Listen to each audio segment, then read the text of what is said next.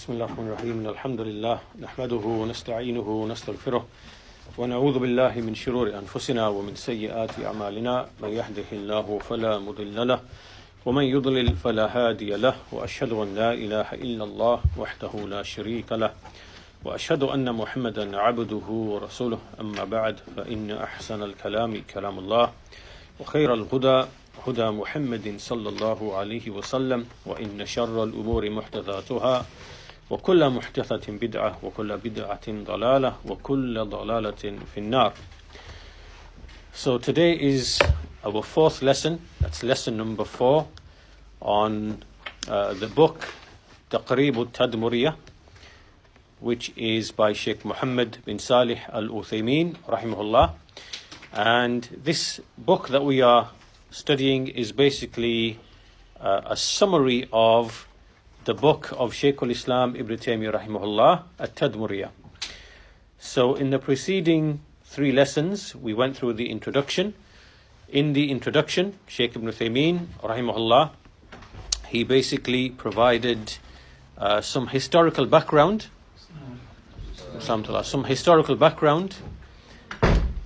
relating to the splitting of the Muslim nation, the appearance of different groups, different sects, different doctrines, different beliefs.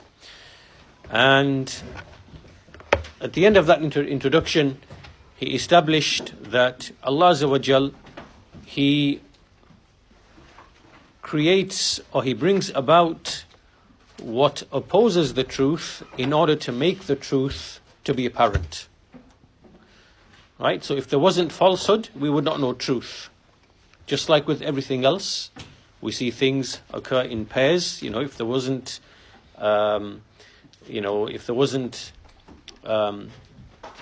pain, there wouldn't be pleasure. If there wasn't sadness and misery, there wouldn't be happiness. Right? If there wasn't bitterness, there wouldn't be sweetness, and so on and so forth. So by the opposites are things made clear. So falsehood and the multiplication of different types of falsehood, through that we can see the clarity of the truth. And the Shaykh gave some similitudes of, for example, gold, and how gold is mixed with ore, and when the gold is heated, when it's put to trial, when it's heated, we see that the gold comes out pure, and all of the impurities are separated and are removed. So this happens by way of the people of truth. Allah Azza wa Jal establishes scholars, He establishes people who will clarify the truth and explain truth from falsehood. And this has always happened throughout history, throughout the ages, in all the centuries. And from those scholars is Shaykh al-Islam Ibn Taymiyyah rahimahullah, who in the 7th century after Hijrah, according to the Muslim calendar, he came and he authored many works and refutations and clarifications of basically every group or sect you can think of, even the Jews, the Christians, the philosophers, the atheists, the logicians, the Greek philosophers, the Greek logicians, the Sufis, the Ittihadis, the Khawarij, the Rafida, all of the people of Kalam, which is our topic in this book, the Jahmiyyah, the Mu'tazila, and he established the truth by way of that. And so after that introduction, after introducing the author of the book, Shaykh al-Islam Ibn Taymiyyah, Shaykh Ibn Taymiyyah rahimahullah then went on to explain what was the reason behind the authorship of the book. And the reason was that many of the associates and the students of Shaykh al-Islam Ibn Taymiyyah asked him to put into writing those things that they had heard him frequently speak about on this topic. So in frequent discussions, frequent sittings, they said, could you put all of that together into a book form? And so this book, Tadmuriyyah, is the result of that.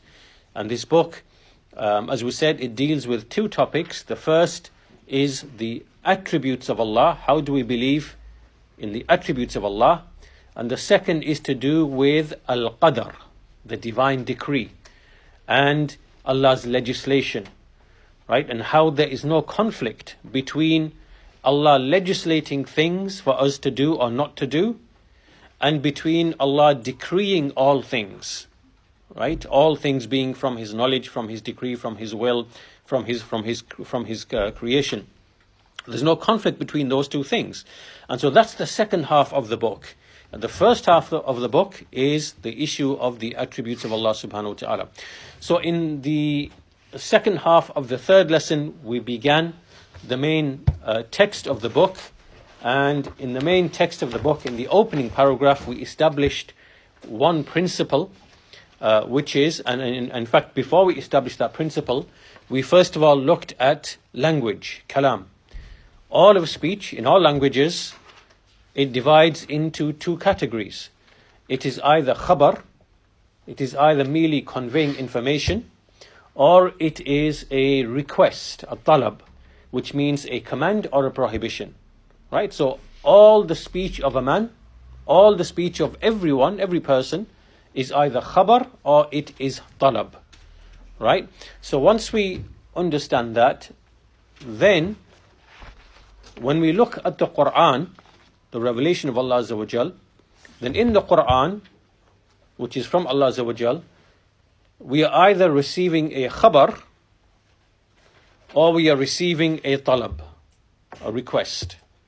And to each of these two things, there are different obligations.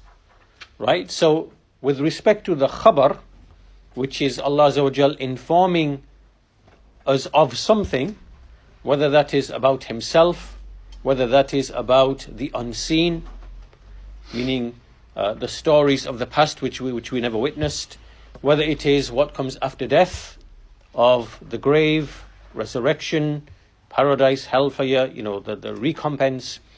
So all of these akhbar, these reports or this information, then from the point of view of the listener, which is the creation, right? This is responded to either by way of tasdeeq, which is belief, or it is taqreeb, which is disbelief, right? So this is the nature of a report. A report is either believed or it is disbelieved, right?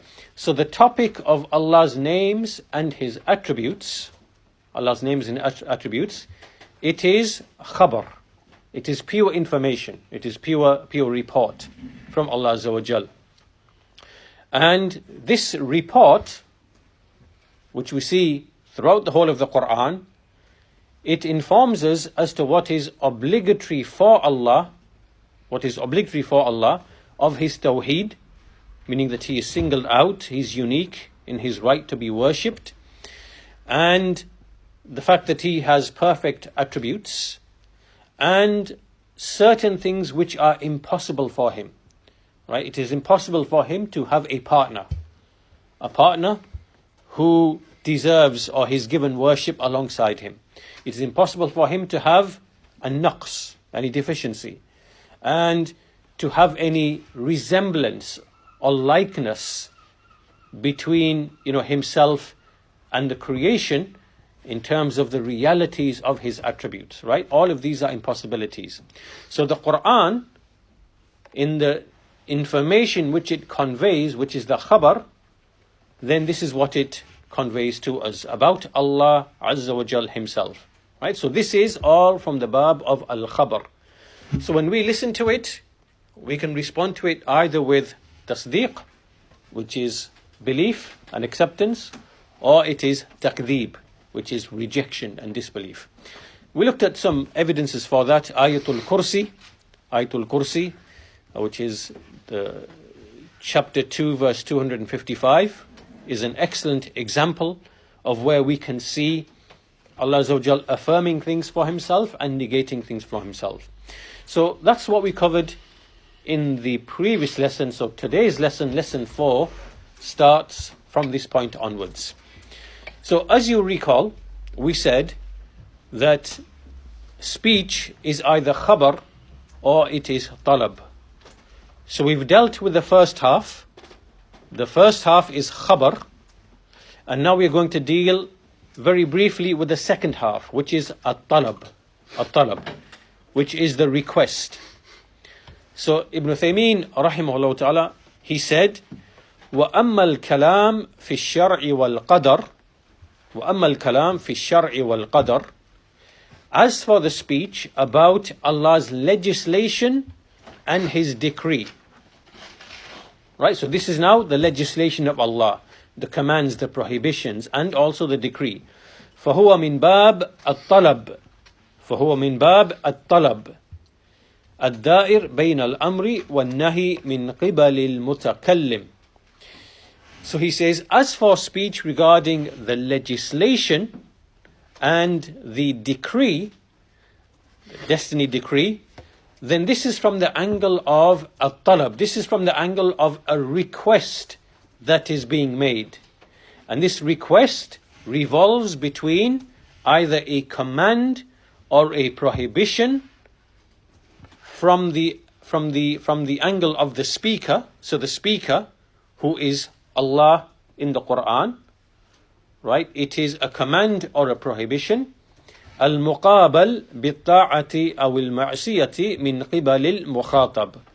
And it is responded to either by obedience or disobedience on behalf of the one who is the respondent, the one who is being spoken to. Right? So the speaker is the one who makes the command or the prohibition, and the one being addressed, which is us, we either obey or we disobey. Right? It is obedience or disobedience. And he continues, لأن المطلوب, because the thing being requested, which is either a command or a prohibition, is either beloved to Allah and His Messenger. It is a thing that is beloved to Allah and His Messenger, which means it is commanded, or it is something which is disliked by Allah and His Messenger, which means that it is prohibited against. Right? So in other words, putting this paragraph together, the speaker who here is Allah Azza wa Jal, who is speaking the Quran to us, and in this Quran there is khabar, which we've already discussed, and there is talab. And talab is a request. And the request is either a command or a prohibition. And a command is only commanded because Allah loves it. Allah loves what is commanded. Allah is pleased with it. And because there is benefit, there's rectification in it, and there's good in it. So Allah loves it, and Allah commands it. And what is prohibited, it is prohibited because Allah dislikes it. Allah hates it. Because within it is evil and harm and corruption and so on and so forth. And so therefore, those who are being addressed, which is the creation, they respond either with obedience or with disobedience. Right, so now the Shaykh gives an example of this from the Quran to illustrate this. And the example here is from Surah An-Nisa, the 4th chapter, verse number 36, in which Allah says, وَاعْبُدُوا اللَّهِ وَلَا تُشْرِكُوا بِهِ شَيْئًا. Very clear. وَاعْبُدُوا اللَّهِ, worship Allah alone. So this clearly is a command.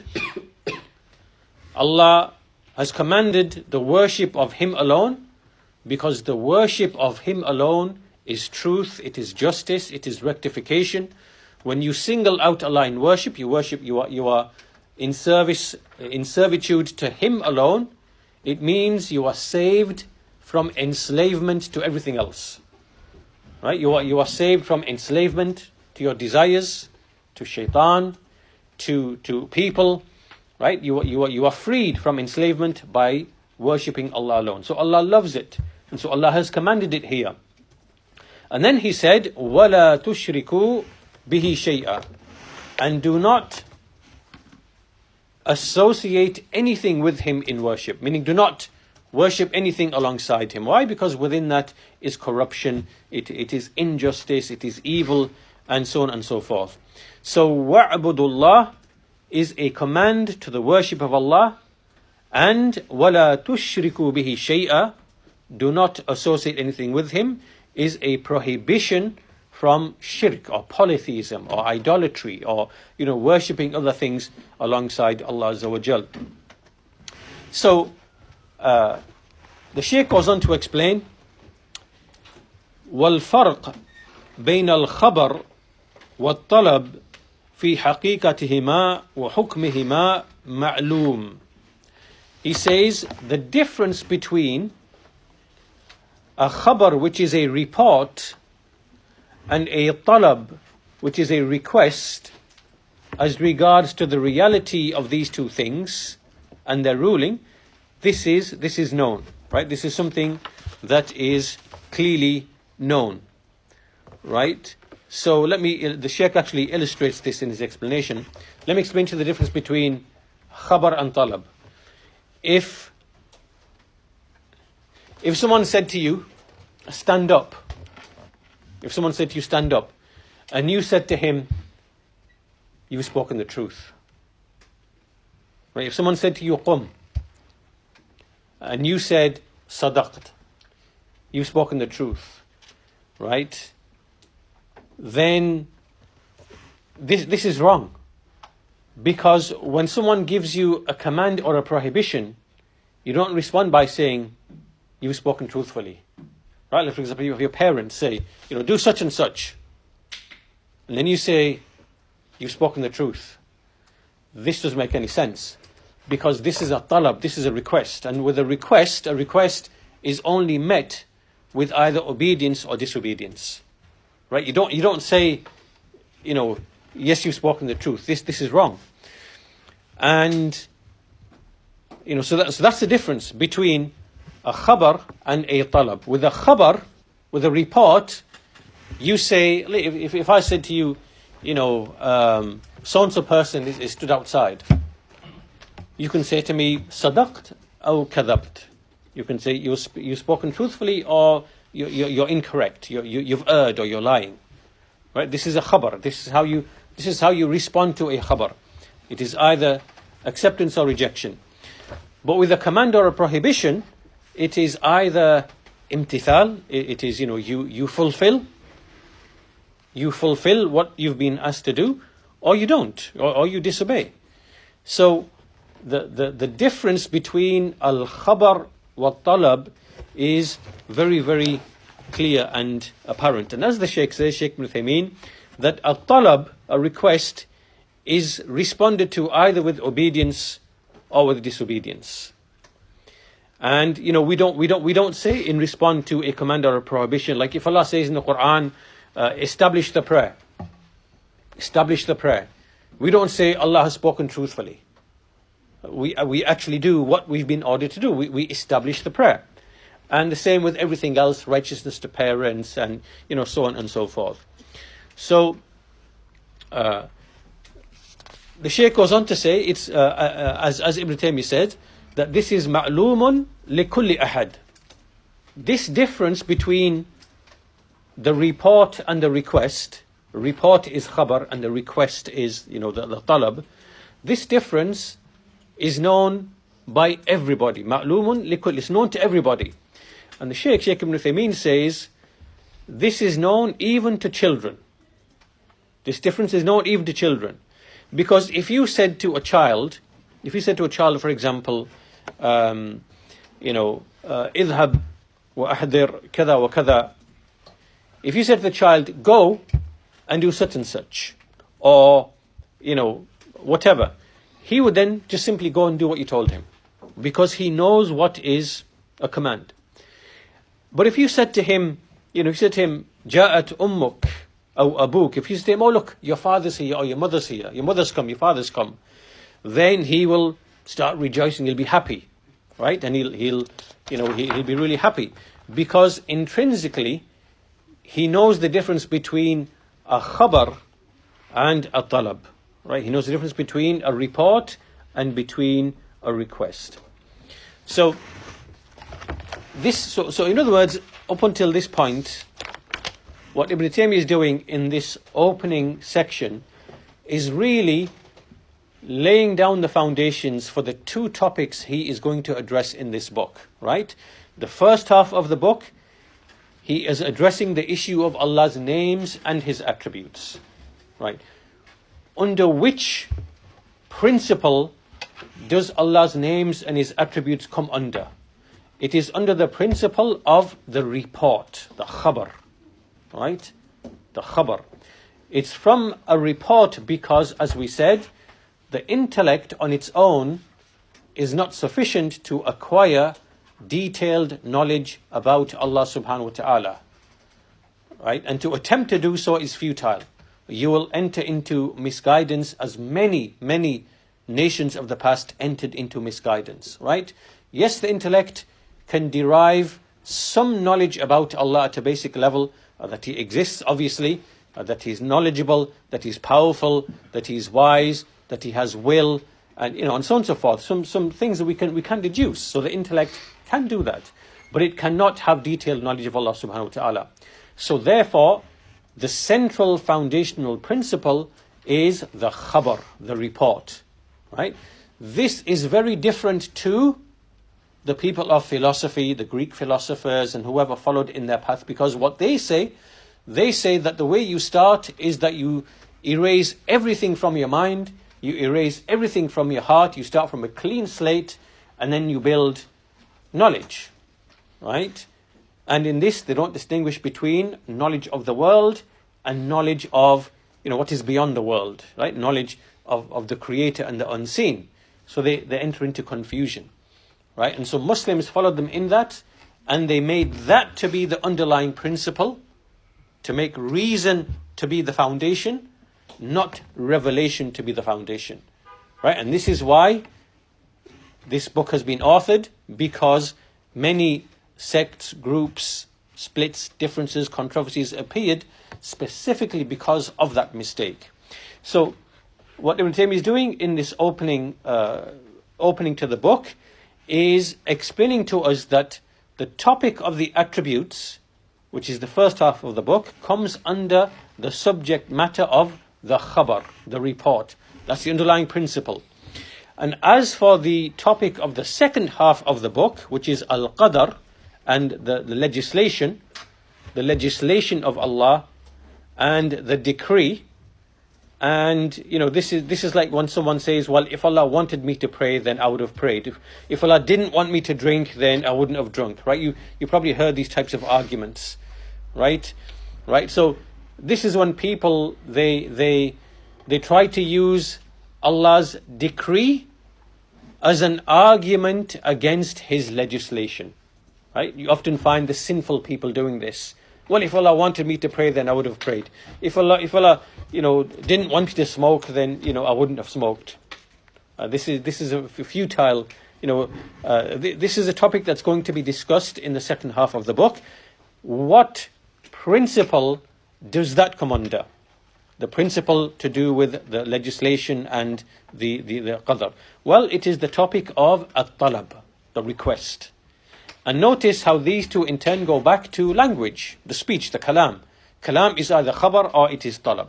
So here, in this paragraph, what we've been through today, Ibn Taymiyyah is explaining, again, that with respect to Allah's legislation, which is talab, it is responded to either with obedience or with disobedience, right? So we have two different obligations, right? An obligation in relation to Allah's names and attributes, an obligation in relation to His legislation. So next, what the Shaykh explains is he explains these two obligations. So he says, فالواجب على العباد إزاء خبر الله ورسوله التصديق والإيمان به على ما أراد الله ورسوله تصديقا لا تكذيب معه وإيمانا لا كفر معه ويقينا لا شك معه. Right? So basically, in this sentence, he's saying that what is obligatory upon the servants of Allah with respect to Allah's report, Allah's khabar, and the messenger's khabar is at-tasdeeq, which is acceptance, wal-iman, which is belief, على ما أراد الله ورسوله, upon however Allah intended it and His Messenger intended it, with such a belief in which there is no rejection, and with such faith in which there is no disbelief, and with such certainty in which there is no doubt, right? So look at all of these descriptions of the way that we accept the report of Allah Azza wa Jal, meaning the Quran. The Quran is within it is the akhbar. And who is more truthful than Allah in speech? Right? Who is more truthful than Allah in speech? So the way that we respond to it is tasdeeq, belief, al-iman, and yaqeen, which is acceptance, belief, and certainty, without any doubt or anything like that. Then he brings an ayah from the Quran, a verse in the Quran, in which Allah Azza wa Jal, He says, يَا أَيُّهَا الَّذِينَ آمَنُوا آمِنُوا بِاللَّهِ وَرَسُولِهِ وَالْكِتَابِ الَّذِي نَزَّلَ عَلَى رَسُولِهِ وَالْكِتَابِ الَّذِي أَنزَلَ مِنْ قَبْلِ وَمَنْ يَكْفُرْ بِاللَّهِ وَمَلَائِكَتِهِ وَكُتُبِهِ وَرُسُلِهِ وَالْيَوْمِ الْآخِرِ فَقَدْ ضَلَّ ضَلَالًا بَعِيدًا. O you who believe in Allah and His Messenger. O you who believe in Allah and His Messenger, and the book which He revealed upon His Messenger, and the book which He revealed before. And whoever disbelieves in Allah and His angels and His books and His messengers and the last day, then he has gone far, far astray.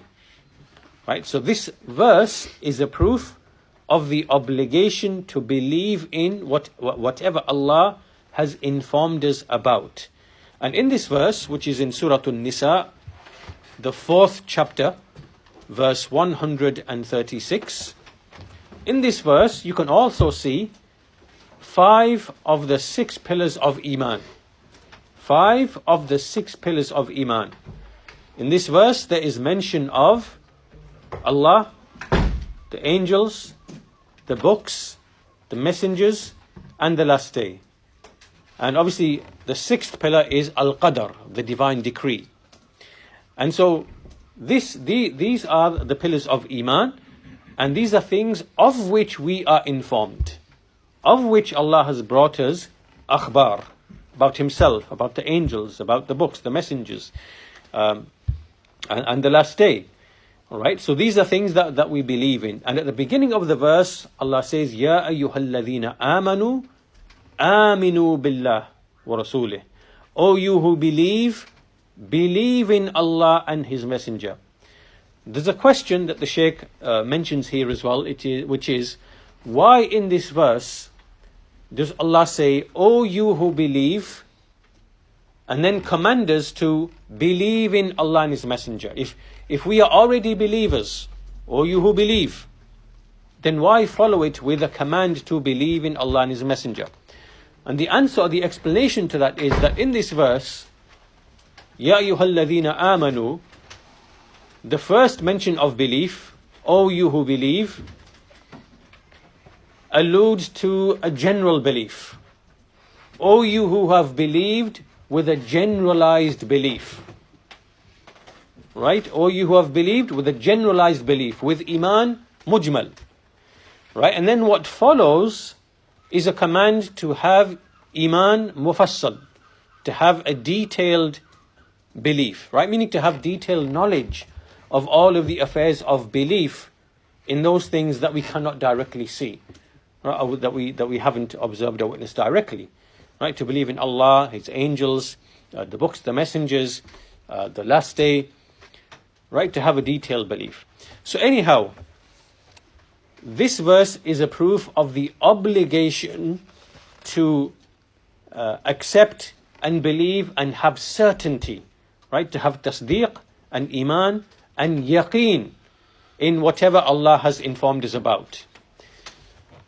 The second obligation he then goes on to say, وَالْوَاجِبُ عَلَى الْعِبَادِ وَالْوَاجِبُ عَلَى الْعِبَادِ إِذَا طَلَبْ. What is obligatory to upon the servants with respect to the talab, with respect to the request, which is the command of the prohibition. امتثاله على الوجه الذي أراد الله ورسوله من غير غلو ولا تقصير فيؤمنون بالمأمور ويجتنبون المحظور. So what is obligatory upon the servants with respect to the request is to implement it, to fulfill it in the way that Allah and His Messenger intended. In the way that they intended. Right? Notice how there's a qualification for both the khabar and the talab. Both the khabar and the talab. Right? For the khabar is that we believe in it in the way that Allah intended it. Which means you can't now go and make a misinterpretation of the speech of Allah and believe in something that Allah did not intend. Right? You have to believe it in the way that Allah intended it. And likewise, when you act upon something that Allah commanded, then you act upon it in the way, you fulfill it in a way that Allah and His Messenger actually intended it. Without exaggeration, without extremism and exaggeration, and without neglect, without falling short. Right? So therefore, what do? We fulfill that which is commanded, and we abandon and we avoid that which is prohibited. And what is the evidence? What is the evidence from the Quran for this obligation with respect to the talab, the request of Allah? Then it is the following speech of Allah Azza wa Jal, which is in Surah Al-Anfal, the 8th chapter, chapter number 8, verses 20 to 23. يا أيها الذين آمنوا أطيعوا الله ورسوله أطيعوا الله ورسوله ولا تولوا عنه وأنتم تسمعون. O you who believe, obey Allah and His Messenger, and do not turn your backs away from Him whilst you are listening. ولا تكونوا كالذين قالوا سمعنا وهم لا يسمعون. And do not be like those who say, we have heard, yet they do not really, they have not really heard, they do not really listen. And then he says, إِنَّ شَرَّ الدَّوَّابِ عِنْدَ اللَّهِ الصُّمُّ الْبُكْمُ الَّذِينَ لَا يَعْقِلُونَ. Indeed, the most evil of creatures in the sight of Allah is the deaf and dumb, which does not understand. Right? The worst type of creature, the worst type of beast in the sight of Allah is the deaf and dumb, which does not understand. وَلَوْ عَلِمَ اللَّهُ فِيهِمْ خَيْرًا لَأَسْمَعَهُمْ وَلَوْ أَسْمَعَهُمْ لَتَوَلَّوْا وَهُمْ مُعْرِضُونَ. And if Allah had known in them any goodness, then He would have made them to listen. And if He had made them to listen, they still would have turned their backs away. Right, so in short here, the way that a believer responds to the talab of Allah is to do what you have been commanded and to keep away from that which you've been prohibited upon the upon the way, or in a way that was intended by Allah subhanahu wa ta'ala. Now Shaykh Ibn Uthaymeen, he comments on these 2 points that we just mentioned about the obligation is to believe in whatever Allah has informed us about. Now here a question arises: does merely accepting as true what Allah has informed us about, does that enter a person into Iman? Does that make a person a believer? Right? The Shaykh explains that merely believing that the messenger is the messenger, that is not sufficient for a person to enter him into Iman. And he gives an example. The Prophet's uncle, Abu Talib, he believed that his nephew that he was indeed the messenger of Allah. He accepted that. And, this was not sufficient to enter him into Islam. In fact, he even used to have lines of poetry, Abu Talib, in defense of the Prophet sallallahu alaihi wasallam.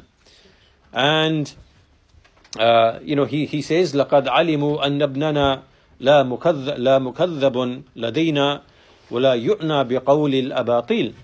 Right? Speech which generally means that, these people have come to know that our son, meaning his nephew, the Prophet ﷺ, that he's not denied by us, he's not considered a liar by us, and nor does he have any concern with false statements. And likewise he said, وَلَقَدْ عَلِمْتُ بِأَنَّ دِينَ مُحَمَّدٍ مِنْ خَيْرِ أَدْيَانِ الْبَرِيَّةِ دِينًا, that I have indeed come to know that the religion of Muhammad is from the best of the religions of the people in terms of a religion, the best. And he also said, لولا الملامة أو حذار مصبة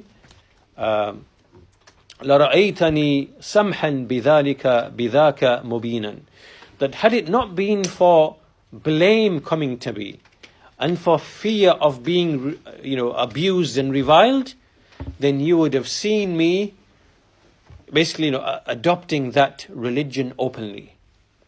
So in other words, Abu Talib has made it very, very clear that I know my nephew is the messenger of Allah, I know he is truthful, I know he does not speak lies, I know his religion is the most superior and the best of all the religions of the people of the earth, but it's only because if I was to leave the way of my forefathers, my people would blame me, they would abuse me, they would revile me, and it would be considered to be an insult to my forefathers that I leave their religion. Right? That was his reason for not believing. And this shows that mere acceptance, tasdeeq, is not sufficient for a person to become a believer. Rather, there has to be an inward acceptance that one is obligated to act upon that knowledge. Right? This is like inqiyad. It's like inward compliance. So it's not just mere knowledge of something being true. It's actually the inward compliance with what that thing requires from you. This is why Iblis. Is Iblis a believer? Iblis is not a believer, yet he knows Allah. He knows he knows Allah. He knows Allah. He knows there's paradise. He knows there's hellfire. He knows there's messengers. He knows there's books. He knows why we've been created. Right? He knows there's hellfire. He knows all these things with much more knowledge than what we have. But he's still a disbeliever. Why? It is because arrogance, kibr, prevented him from submission. Right? So tasdeeq is one thing, the mere acknowledgement and the mere acceptance. But the inner submission and the compliance is something else. That is what is needed for a person to enter into Iman alongside, verbal expression. Right, so this is why you see many people from the Jews, from the Christians, from other than them, they have come to the conclusion that it is impossible for Muhammad ﷺ not to be a messenger, not to be a prophet, right? Because of what he has brought. What he has brought, the message to worship Allah alone, the law which he has brought, in which there is, every good and rectification and everything. They recognize that this cannot be, this has to be revelation, right? So they know that he is truthful. But they will then give reasons as to why, this does not enter them into Islam, right? This does not make them any, does not enter them into Islam. And then they have multiple reasons as to why they're not willing to submit. It is, in the case of Abu Talib, I can't abandon the way of my forefathers for fear of rebuke and blame. For others it is, well, I can't let go of my lifestyle. I like the money, I like the women, I like the free, what they see to be freedom. It's not freedom, it's actually enslavement. It's not freedom. But what they see to be freedom, which to them is the pursuits of lusts and desires. Others, it could be fearing the loss of leadership and power, which is why many of the people, the hypocrites in Medina, they harbored disbelief because they thought, hang on, who's this man come to our city, right? He's gathering followers, and we're going to lose power in this city. How, right? So they concealed disbelief, and then they tried all these political machinations to try and destroy the Prophet ﷺ. Right? So sometimes it is power, right? So people have different reasons: power, wealth, authority, lust, desires, fear of blame, whatever. Right? So here what they are doing is, this is the nature of kufr. Kufr is to conceal and bury the truth. Right? It is to prevent submission of the truth, which should come naturally. Once you know the messenger is truthful, the Quran is true, it is from Allah Azza wa Jal. Right? So Shaykh Ibn Uthaymeen, rahimahullah, he mentions that about Abu Talib, and he says a man can make tasdeeq, which means that he can accept certain things, but that does not make him to be a believer.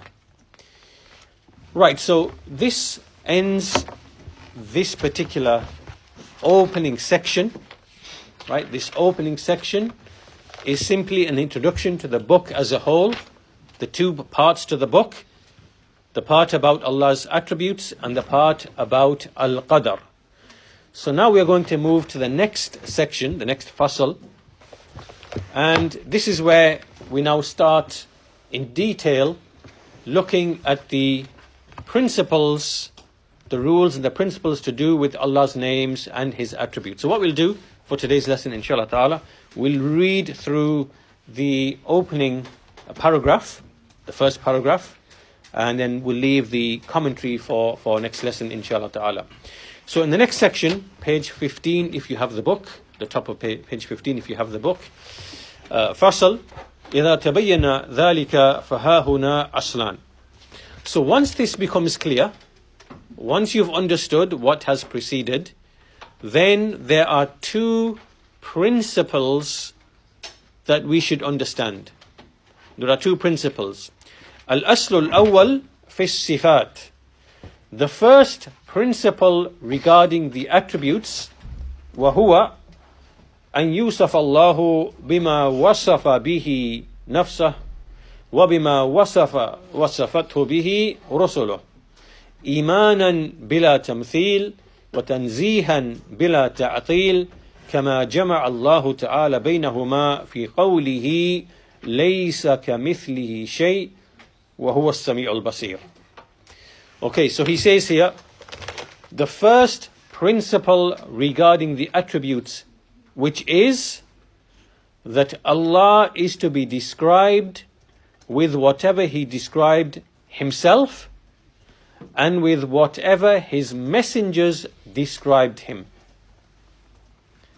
So as we said before in the previous series of lessons, this is the foundational principle, right? So once we've established that when it comes to knowledge about Allah, His names and attributes, this comes under the topic of, or the principle of, al-khabar. It is pure report, nothing else. It is purely being informed by Allah Azza wa Jal. And so the way this works is exactly how we've just mentioned it here, is that we affirm for Allah, or that we describe Allah with whatever He described Himself with, or what His messengers described Him with a faith, ithbatan, affirming it, but without likening it to the creation. So we affirm whatever Allah has told us of His attributes, but we don't liken it to the creation. And at the same time, we negate any likenesses to the creation, but without negating the attribute altogether. In other words, we are striking a balance in the middle. So what we are doing is we are saying, Allah has said of himself that, for example, he hears and he sees. So we affirm the meaning that Allah hears and sees. But we do not create a likeness. We don't say Allah hears like humans do, or like bats do, or like, whatever, in the same way. No, we don't say that because we don't have any knowledge of that. But we understand what it means to hear, to perceive sounds, right? So we affirm that for Allah, right? And we don't make any resemblances. At the same time, we don't, in the process of negating any likeness, we don't exaggerate in that either, to the degree where we actually now end up negating the attribute altogether, right? So we don't say no one knows what the meaning of hearing is, and it's, we go to such negations that we actually negate the attribute itself, right? So even when we negate any likeness for Allah, we do it in the correct way, and when we affirm the attribute for Allah, we do it in the correct way, right? So we are neither falling into likening Allah with His creation, nor are we exaggerating in that until we actually negate the attribute altogether, right? Because as some people do, some people, for example, the people of Kalam, they will claim that Allah's attributes are metaphorical, they are allegorical, right? They are not real, right? It's like when you say, Ahmed is a lion. Ahmed is a lion. Now, he's not literally a lion. You just mean that he is ferocious and brave, but you don't mean he's a lion. But this is a metaphor, right? So some people say Allah's attributes, this is what it means, right? It doesn't mean that Allah actually hears. It just means that he has knowledge. It doesn't mean that Allah sees. It just means that Allah has knowledge of that thing. This is incorrect, because now you have explained away the attribute of hearing and the attribute of seeing. The attribute of hearing is other than the attribute of seeing, which is other than the attribute of knowing. These are all different attributes with different meanings, right? So you can't claim that they're just metaphorical and allegorical. This is the way of the Ash'aris, the Maturidis, the Jahmiyyah, the Mu'tazila. This is a mistake, and inshallah we will be looking at this in much more detail, later in this treatise. So, كما جمع الله تعالى بينهما, and it is Allah Azza wa Jal who combined between these two principles in this verse, which occurs in Surah Shura, which is the 42nd chapter, chapter 42, verse number 11. Chapter 42, verse number 11. This is a very important verse. In this verse, Allah Azza wa Jal, He said, لَيْسَ كَمِثْلِهِ شَيْءٍ, there is nothing which is a likeness to Him. There is nothing which is a likeness to Him. Now, if we stopped at this part of the verse, if we said, لَيْسَ كَمِثْلِهِ شَيْءٍ, and stopped there is nothing which is a likeness to Him, then someone might say, hold on, it's not possible for us to think of any attribute except that Allah cannot be like that. Right? Hearing, seeing, knowing, willing, wise, being pleased, being angry. Or you might think, oh well, hang on, لَيْسَ كَمِثْلِهِ شَيْءٍ, there's nothing, Allah is not like anything, so therefore Allah must be free of all these things. Right? So if you stop there and you started thinking like that, then it means you would negate everything for Allah Azza wa Jal, because there's nothing which is a likeness for Him. However, in the very next sentence, وَهُوَ السَّمِيعُ الْبَصِيرُ, and He is all hearing and all seeing. He hears and He sees. Right? So here Allah Azza wa Jal has combined between negation of likeness and affirmation of the attributes. So this now establishes that balance that we said before. We know that Allah knows, Allah hears, Allah sees, Allah has a will, Allah wills, Allah desires, Allah has irada, Allah has wisdom, hikmah, Allah becomes pleased, yarda wa yaghdab, He becomes angry, right? And so on and so forth. And we know the meanings of all these things, but we do not know the realities, right? So it is the realities for which there is no resemblance or likeness, right? There's no resemblance between Allah's hearing, Allah's seeing, and our hearing and our seeing. There's no resemblance in the realities, right? But as for the meaning of the attribute, what it means to hear, what it means to see, then yes, Allah hears and Allah sees, right? So as Ibn Taymiyyah explains, لَيْسَ كَمِثْلِهِ شَيْءٍ. This is basically it's a negation of those people who make likenesses for Allah. وَهُوَ السَّمِيعُ الْبَصِيرُ. It is an affirmation of His names and His attributes, and a refutation of the way of those people who basically explain away His attributes by tahrif, by distortion, by negation. Right? So what do? We affirm for Allah what He affirmed for Himself, and we negate for Allah whatever He negated from Himself, without distorting any of that, without negating any of that, without asking how is that, and without likening that to what we find in the creation. Right? This methodology right here, this sentence or these sentences that you've heard, that you've listened to, this is وَهَذَا هُوَ الْمَنْهُجُ السَّلِيمُ الْوَاجِبُ الْمَبْنِي عَلَى الْعِلْمِ وَالْحِكْمَةِ وَالسَّدَادِ فِي الْقَوْلِ وَالْإِعْتِقَادِ. He said this methodology here, this sound methodology, which is obligatory, it is built upon knowledge and wisdom and uprightness in speech and belief.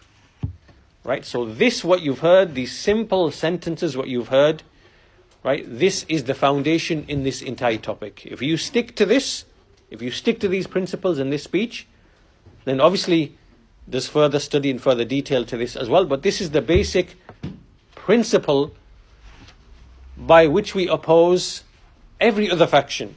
We oppose the Jews. We oppose the Christians because they violate these principles. Right? This way was the way of Ibrahim alayhi salam. It was the way of Musa alayhi salam. It was the way of Isa alayhi salam. All the prophets and messengers are upon this methodology.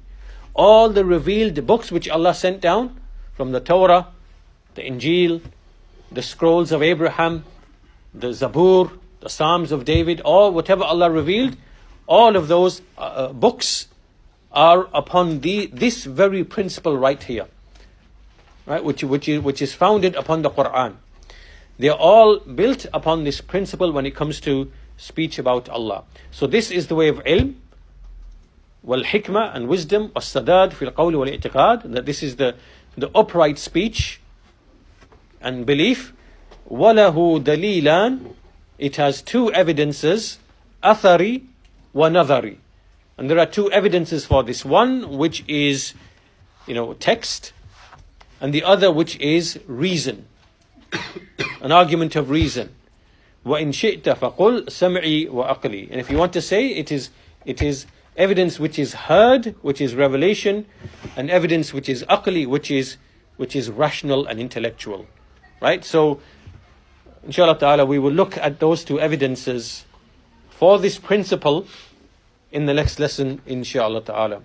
So just to round up then, what we've done today, what we've achieved so far, is that we've completed the introduction to the contents of the book, right? And how the book is divided into two sections: Allah's attributes and the issue of Allah's legislation and His decree. That's the second half of the book. The first half, so these are two obligations, right? With respect to the khabar and the talab. So you understand all that. Then we started the section on the attributes, and the very first thing that we've established is what is the basic underlying foundational principle that you and I and every Muslim, and in fact every believer, must speak about Allah and His attributes. This is the principle here. that we describe Allah only with what He described Himself. Which means that we affirm for Him what He affirmed for Himself, and we negate for Him what He negated for Himself. Which means by way of the khabar, the report that has come to us from Allah, from His Messenger, sallallahu alaihi wasallam. And then as for the evidences, we'll look at that in the next lesson, inshallah ta'ala. So with that, we'll conclude today's session. Walhamdulillahi Rabbil Alameen, wa sallallahu ala nabina Muhammad, wa ala alihi wa sahbihi ajma'in.